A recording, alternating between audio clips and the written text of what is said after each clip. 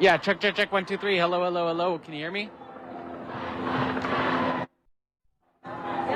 Okay, cool.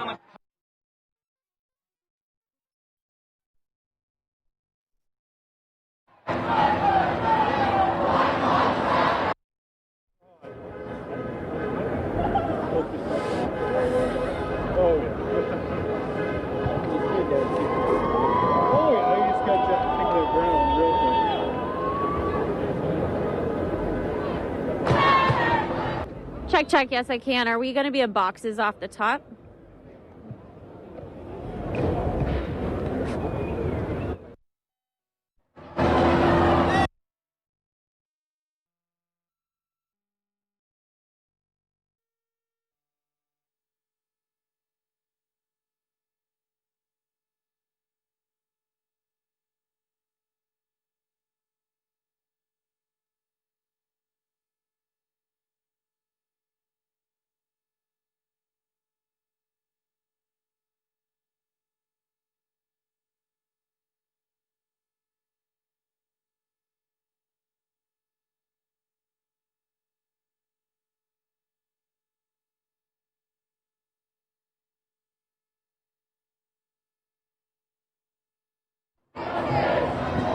Yeah, I can hear you. Can you hear me?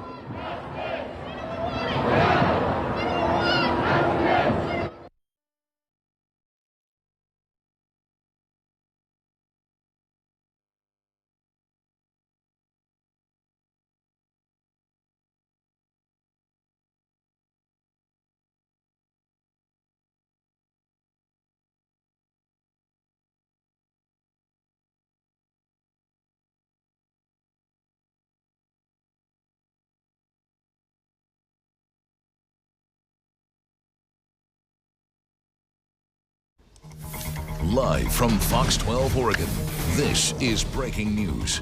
Good evening and welcome to the 8 o'clock news on Fox 12 and Fox 12 Plus. I'm Pete Ferryman. And I'm Nora Hart. We want to get straight to breaking news tonight as we're following an 8th night of protests following the death of George Floyd. This is a live look from Air 12 tonight. We're looking down on the Morrison Bridge, and yes, we're looking at thousands of people once again gathering in Portland for one unified cause. Yeah, you know, it's almost a mirror image of last night thus far. Peaceful and just some magnificent images as thousands of people across the Morrison Bridge, well-organized demonstration so far. They had gathered at Revolution Hall earlier, and we'll show you some video of that in a moment. But there you see just, thousands of people, once again, on the streets, demonstrating, protesting racial inequality, police brutality, and demanding justice and reform. We're going to show you video of this again in just a few moments, but down in the crowd, Blazer star Damian Lillard. Wow. The protesters moving across the bridge, they did take a moment a little bit earlier to sit on the Morrison Bridge before continuing their way across the bridge. Air 12 captured that as well, another powerful moment. This was again earlier this evening. All of them got down on the bridge, and we've seen this the last couple of nights. It's amazing to see just the mass of people. And I want to hang with this video on the Morrison Bridge because it really is just such a spectacular sight. This This image made national headlines, really headlines around the world last night, when it was a similar demonstration and symbolic gesture. And here we see it again tonight.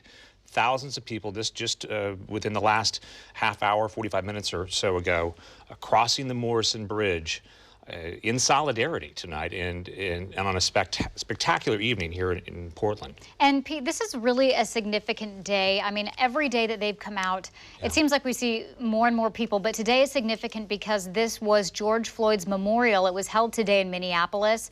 You know, members of his family spoke. It was very emotional. It was the first of many memorials we are expecting in the next several days. But tonight, you know, part of this gathering could be because of that. Oh, absolutely.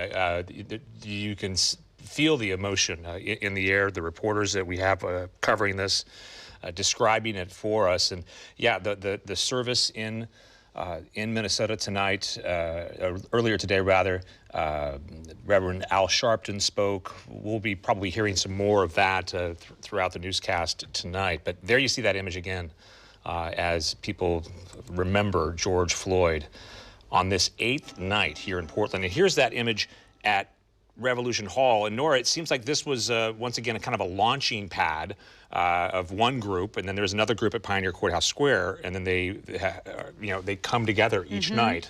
And this was earlier at Revolution Hall. It seems very organized. I mentioned just a few moments ago that we saw Trailblazers star guard Damian Lillard in the crowd. You can see him right there in the middle with the black hat and the X on his shirt. He was linked arm in arm with protesters as they marched from Revolution Hall on the east side toward the waterfront. He was right in front there. Yeah, what a symbolic gesture there. Just in solidarity, Portland's biggest star, perhaps, helping to lead the crowd on point. We are expecting him perhaps to speak down at the waterfront, and if that happens, we'll bring it to you live. We, of course, have team coverage tonight of everything that's happening with crews across the city. That's right. Let's get right to Fox 12's Drew Reeves. Drew, what are you seeing out there? Well, we're a little bit ahead of this group that is now making its way down NATO Parkway. We're following the same path that we took yesterday. So we started out at Revolution Hall, as you were saying, and then we marched across the Morrison Bridge, which people are still making their way across. And now they are making their way down NATO Parkway. And you mentioned this earlier. It does seem like every single day that we're with these groups, they just seem to get larger and larger. More people coming out to protest racial injustice in America, fighting against police brutality, and saying that Black Lives Matter. We've heard from some speakers that they are again meeting down here at the waterfront, and we're going to hear more speakers down here. We were able to talk to one of the organizers of this event, and he said today it was going to be just a little bit different in that he wanted to focus more on some voices from women as well as trans folks who are part of the Black community, we also heard from one speaker who said that this should be Pride Month, but instead of celebrating in the streets, people are out here once again fighting for justice and fighting for the right to live. And as I was saying, we were able to speak to one of the organizers of this event. I believe we have a clip of audio from him that we can take a listen to. I want to see less of a lethal force on the streets. I mean, the amount of money that we're putting into the police department it's offensive. I mean, we can be putting that money into things that actually affect the youth that are going to be changing the city and keeping it from turning into something that needs to have a militarized police force. I heard Ted Wheeler recently just took police force and security off of school campuses. That's a start. That's a start. So we're definitely not there yet, but we're on our way. Yeah, that was one of the big topics today that was discussed as well with speakers. That was celebrated out here was the removal of school resource officers in Portland schools. And that organizer also said that he noticed that there were disparities in the police department and who they're serving, and they're very much underserving, he said, Black communities, and wants to see a change. again, just a very, very large crowd out here making its way down NATO Parkway to the waterfront, where several people are expected to speak. We've heard there is a possibility, as you were saying, that Damian Lillard could be speaking out here, but not sure exactly who is going to be taking the stage. But they've been marching for a while now, making their way once again down NATO Parkway. Just a very large group, almost seems larger than even yesterday's. Boy, the image really just, it's a magnificent sight to see, Drew. Thank you so much. And I'm glad that Drew brought up, you know, Pride Month. The events had been canceled, and you've seen a lot of people coming together from disenfranchised communities. This really just taking on a bigger scope now, bigger scale, addressing those who are demanding justice. Right. It is amazing, Pete. So many events have been canceled because of the pandemic. Yeah. I mean, as you mentioned, those events, but also the Starlight Parade, a lot of stuff with the Rose Festival. So to see this massive amount of people downtown all coming together, obviously it's not a celebration. No. The undertone is very somber. And they're also on a mission. There's a lot of anger and frustration, but it is beautiful to see that this is possible to have this many people together peacefully protesting. And I'm sure there are people at home, and we have questions too. You know, what is this going to mean during the time of a pandemic when you have so many people gathered? You know, the concerns here overriding that clearly, and you know, police allowing for this group here to make its way across the Morrison Bridge and down into Waterfront Park. And Police Bureau spokesman today and the deputy chief praising the demonstrators for acting so peacefully for the vast majority of the evening last night and so far tonight. And speakers made their voices heard on the Morrison Bridge. Just a short time ago, a woman stood up and addressed the crowd. Take a listen. I'm out here today in the middle of a pandemic because I'm more likely to die from police brutality than I am from coronavirus. It is not enough to be non-racist. We must be anti-racist. Yeah, you know, and that's a theme that we've heard repeated time and time again. You know, the demonstrators saying that if you're being silent, then you are part of the problem. And the people of Portland tonight clearly not being silent. They are making their voices heard, and they are really just creating some symbolic, magnificent gestures. That sight over the Morrison Bridge, I still can't get over it. Seeing that many people kneeling down, laying down, seeing speakers like that, you know, speaking from the heart, really capturing the attention of the entire nation tonight. And you know, Pete, over the last couple of days, our crews have had a chance to talk with a lot of those protesters, and many of them have said that they've been watching coverage over the last few days. They were so impressed that things stayed peaceful, that they were organized, and so they grabbed their families and they went down to join them. They wanted to be a part of it. They want to be on the ground there, but I think a lot of them were maybe nervous to get down there because, you know, some of the past protests have gotten out of hand, but they've seen what Portland is capable of, and so many people want to be part of this. It's such a difference from last Friday night when you know, we were sitting here and watching things kind of spiral out of control when it was not as organized and it was a riot. Over the last few nights, though, it's grown more and more peaceful, more organized, and there's been a growing sense of pride among Portlanders. You can see it online. You can hear it in the voices of the demonstrators down there, but they're proud of the fact that they're able to pull this off. I mean, look, they're heading towards Waterfront Park right now. The Blues Festival was canceled next month, but it's a similar size crowd as to what you'd have at the Blues Festival, but without the corporate sponsors and all of the, you know, the workers. This here is really just a grassroots movement, and they were able to pull it off last night and keep things peaceful, really up until, you know, the very end, when, you know, a splinter group broke off and police said about 200 people perhaps, you know, caused some problems, and we saw that standoff along the fence at the Justice Center. But all in all, just it's remarkable to see the city of Portland coming together and this group able to pull this off without causing more disturbances or confrontations as you might expect from a crowd this size. So many of them have said what they want is change, and Portland police already this week, and Portland city leaders, including the mayor, they've responded. A lot of these people have met with the chief of police. They've met with the mayor of Portland. In fact, today, Mayor Ted Wheeler held a press conference saying that they're going to do away with student resource officers there in schools. Portland Public Schools is. And that's a huge move. A lot of them calling that a success. They want to hear from police, and overall police have been quite supportive, and on social media even saying, welcome, come on down, peaceful protest. Yeah, I don't think that should be lost on anybody. That's a significant move, pulling school resource officers out of the schools. And not everyone is on board with that. We heard from Daryl Turner, the police union president.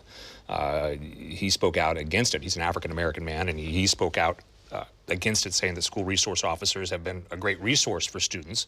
But these folks here, they are saying they just want police, out of the schools, and they want police really out of the way. And for the most part tonight, what we're seeing is police getting out of the way for them to make this demonstration happen. You mentioned the school resource officers. We just discussed that. Also in Congress, Nancy Pelosi unveiling a sweeping police reform bill that she hopes to introduce next week. So the demonstrators are calling for change, and they're getting it. I mean, their voices are being heard, and I think that's fueling what we're seeing right now and attracting more people to the cause. That and the fact that today was George Floyd's memorial in Minneapolis. A lot of people taking a moment to just pause and reflect on his life and just the movement that his death has sparked. His family saying that his death will not be in vain and that there will be justice following that. And you're definitely seeing that unfold here on the streets of Portland, and just in mass amounts. And we're seeing people down there of all ages. This isn't just one demographic. Our reporters are seeing kids and families and different races and a lot of different political viewpoints too, because this really isn't about politics per se. This is about equal rights among human beings. Sure, and what that means when it comes to the law and resources for the city and where tax dollars are spent.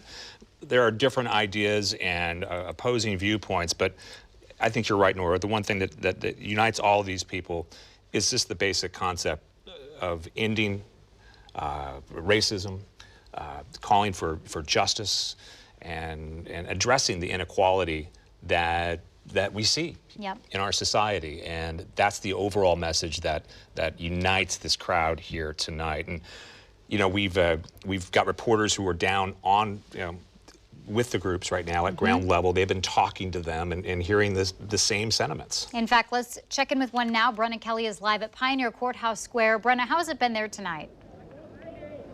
Well, this is starting out as a night of hope. This is a crowd that wants to turn the energy into action, into political action that is tangible. The group that was here just an hour ago was made up of the faith community. They came together tonight. They say tonight is different for them, not only because it is George Floyd's memorial, but also because the other three now ex-Minneapolis police officers involved in George Floyd's killing are facing charges. We heard from a number of pastors, including Pastor Lisa, who said, "For our lives, we've felt a hardwired racism in society, but tonight has hope. We will confront the evil that is racism." And speaking to the white allies, they're going from sympathy to empathy to strategy, she's saying. She says they don't just feel sorry for the black community's pain, but the allies are putting their feet to action. And tonight, she sees a new generation entering the fight. And she also pointed out George Floyd's young daughter, who said, "Daddy changed the world." Another speaker recognizing the diversity in the crowd, saying, "We are one language, one sound, one voice, and one people." Take a listen to another one of the speakers. I want to thank each one of you. I want to thank each one of you for lifting your voices, for making your presence to be known. I believe that we have an ear now, and we trust that following the protests, following everything that you're doing here, we'll be able to sit down and bring the change that is so very, very important in our country. One of the speakers says he doesn't like the destruction, but he does like the noise. He says he believes after the protest, we will be able to bring change. Now, again, there is no curfew tonight. This is really a test of faith from police with protesters that tonight will be peaceful. I asked the organizers of this group who have now left. It's thinned out quite a bit since the faith community came together. I asked what their plan was tonight, if they plan to march and meet the group that's headed to the waterfront. He says we're going home. But you'll notice that typically we do see this group at Pioneer Courthouse Square meet up with the other organizers. Right now, there's a couple hundred people here. We'll keep you posted on what happens. For now, reporting live from Pioneer Courthouse Square, Brenna Kelly, Fox 12 Oregon.